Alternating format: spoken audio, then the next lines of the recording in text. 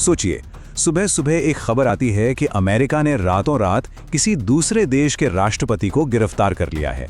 नहीं, ये कोई फिल्म की कहानी नहीं है, ये 3 जनवरी 2026 की हकीकत है। आज हम इसी चौंका देने वाले अमेरिकी मिलिट्री ऑपरेशन एब्सोल्यूट रिजॉल्व की कहानी को समझेंगे और देखेंगे कि कैसे इस एक घटना ने पूरी दुनिया में हलचल मचा दी। और मिलिट्री एक्शन के फौरन बाद अमेरिकी राष्ट्रपति का यह बयान सब कुछ साफ कर देता है। इरादे क्या थे, ये बिल्कुल जाहिर हो जाता है। मतलब ये सिर्फ एक गिरफ्तारी का मिशन नहीं था, इसके पीछे एक बहुत बड़ा इकोनॉमिक और पॉलिटिकल गेम था। मकसद एकदम क्लियर था, वेनेजुएला के रिसोर्सेज पर कब्जा करना। तो चलिए सबसे पहले उस रात की कहानी में चलते हैं, देखते हैं कि आखिर हुआ क्या था जमीन पर। क्योंकि जब इस ऑपरेशन की बारीकियों को समझेंगे तभी इसकी स्पीड और स्केल का सही अंदाजा लग पाएगा। ये पूरा का पूरा ऑपरेशन बस कुछ ही घंटों का खेल था। सुबह के 2 बजे जब पूरा कराकस शहर सो रहा था, तब एक जबरदस्त हमला शुरू हुआ।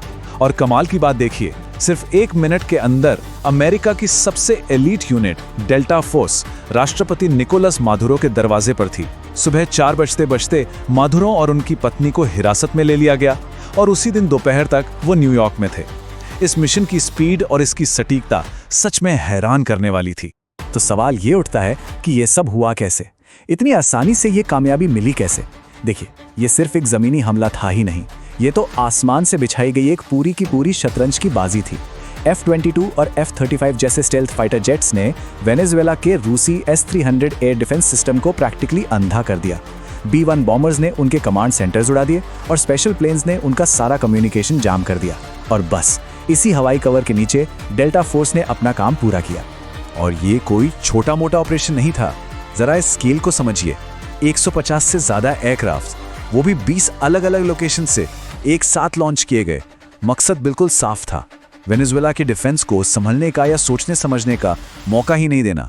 ये एक ऐसा हवाई हमला था जिसकी उन्हें कोई उम्मीद ही नहीं थी। लेकिन जैसा कि होता है, हर मिलिट्री एक्शन की एक मानवीय कीमत होती है। अमेरिकी अफसरों ने तो इसे एक परफेक्ट मिशन कहा, लेकिन जमीन से जो खबरें आईं वो बताती हैं कि इन हमलों में कम से कम 40 लोग मारे गए और इनमें सैनिक भी थे और आम नागरिक भी। ये सब देखकर दिमाग में एक ही सवाल आता है, आखिर ये नौबत आई कैसे? अमेरिका ने एक सॉवरेन देश के राष्ट्रपति को उठाने के लिए इतना बड़ा, इतने रिस्की कदम क्यों उठाया? इस क्यों का जवाब ढूंढने के लिए हमें थोड़ा पीछे जाना होगा इतिहास में। देखिए, ये दुश्मनी कोई नई नहीं है, दशकों पुरानी है। ह्यूगो शावेज के टाइम में ये एक आइडियोलॉजिकल लड़ाई थी तेल के नेशनलाइजेशन को लेकर। लेकिन जब निकोलस मदुरो सत्ता में आए तो लड़ाई का रूप ही बदल गया। अमेरिका ने वेनेजुएला को एक नार्को टेररिस्ट स्टेट कहना शुरू कर दिया, मतलब एक ऐसा देश जो ड्रग्स और आतंकवाद फैलाता है। 2025 में नेवी ने नाकेबंदी करके टेंशन को एकदम पीक पर पहुंचा दिया और फिर नतीजा सामने आया ऑपरेशन एब्सोल्यूट रिजॉल्व के रूप में। और इस पूरे मिलिट्री एक्शन की जो लीगल और मॉरल वजह बताई गई वो एक नाम के इर्द गिर्द घूमती है, Cartel de los Soles. America के डिपार्टमेंट ऑफ जस्टिस का ये इल्जाम था कि वेनेजुएला की मिलिट्री और सरकार के टॉप ऑफिशियल्स मिलकर एक ड्रग कार्टेल चला रहे हैं, एक ऐसा नेटवर्क जिसने देश को एक क्रिमिनल गैंग में बदल दिया है जो हर साल 50,000 टन कोकीन की तस्करी करता है। लेकिन देखिए, ये कहानी सिर्फ वेनेजुएला तक ही सीमित नहीं है। इस एक घटना ने अमेरिकी फॉरेन पॉलिसी में एक बिल्कुल नया और शायद ज्यादा खतरनाक चैप्टर शुरू कर दिया है। तो चलिए अब ये समझते हैं कि इस घटना का पूरी दुनिया के लिए क्या मतलब है। एक्सपर्ट्स इसे एक नया नाम दे रहे हैं, डॉन रोड डॉक्ट्रिन। ये असल में 1823 के पुराने मॉनरो डॉक्ट्रिन का ही एक नया और कहीं ज्यादा आक्रामक वर्जन है।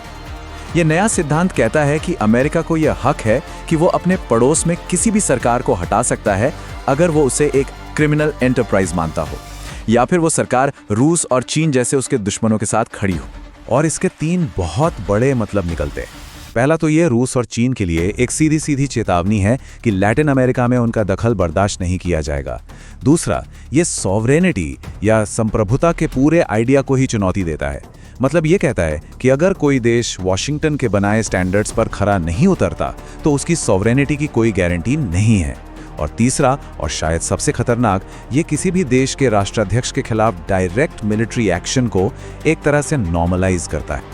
जाहिर है, रूस और चीन का रिएक्शन बहुत तेज और तीखा था। रूस ने इसे सशस्त्र आक्रामकता कहा और तुरंत यूएन सिक्योरिटी काउंसिल की इमरजेंसी मीटिंग बुला ली। वहीं चीन ने गहरे सदमे की बात की और उनकी चिंता भी वाजिब थी, क्योंकि वेनेजुएला में उनके अरबों डॉलर के एनर्जी इन्वेस्टमेंट्स दांव पर लगे थे। तो अब सवाल ये है कि मादुरो के जाने के बाद वेनेजुएला और पूरे इलाके का भविष्य क्या है? और सच कहें तो हालात बहुत नाजुक और अनिश्चित हैं। ये एक तरह से तूफान के बाद वाली खामोशी है, जहां किसी को नहीं पता कि अगला कदम क्या होगा। अमेरिका का इकोनॉमिक एजेंडा तो एकदम क्रिस्टल क्लियर है। वेनेजुएला के विशाल तेल भंडार, जो कि दुनिया के सबसे बड़े हैं, उन पर कंट्रोल करना। प्लान ये है कि तेल प्रोडक्शन को लगभग 9 लाख बैरल पर डे से बढ़ाकर 30 लाख बैरल से भी ज्यादा कर दिया जाए, और ये सब होगा अमेरिकी निगरानी में। बिल्कुल वैसा ही जैसा राष्ट्रपति ट्रंप ने कहा था, मिशन का खर्च जमीन से निकलने वाले पैसे से ही वसूला जाएगा। और जमीन पर एक अजीब सा पावर वैक्यूम बन गया है। एक तरफ अमेरिकन टीम है जो तेल के कुओं को सिक्योर कर रही है, दूसरी तरफ वाइस प्रेसिडेंट डेल्सी रॉड्रिगेज ने खुद को अंतरिम नेता घोषित कर दिया है और लोगों से लड़ने की अपील कर रही हैं। और इन सब के बीच है वेनेजुएला की सेना, जिसका एयर डिफेंस तो खत्म हो चुका है, लेकिन जमीनी फौज अब भी मजबूत है। देश के अंदर की इस उथल पुथल का असर अब पड़ोसी देशों पर भी पड़ रहा है। कोलंबिया और ब्राजील दोनों ने अपनी अपनी सीमाओं पर सेना तैनात कर दी है। उन्हें डर है कि इस संकट की वजह से लाखों की तादाद में रेफ्यूजी उनके देश में आ सकते हैं, जिससे एक बहुत बड़ा मानवीय संकट खड़ा हो सकता है।